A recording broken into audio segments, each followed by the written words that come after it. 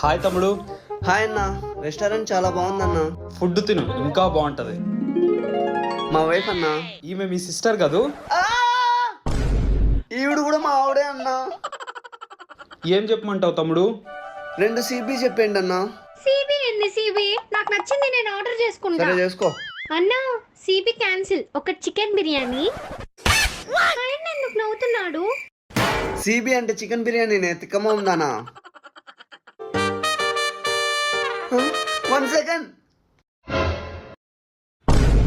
ఏమండి? మీ ఇద్దరు ప్రేమ నేను తట్టుకోలేనే. తినండి. అదేంటో తెలుసా?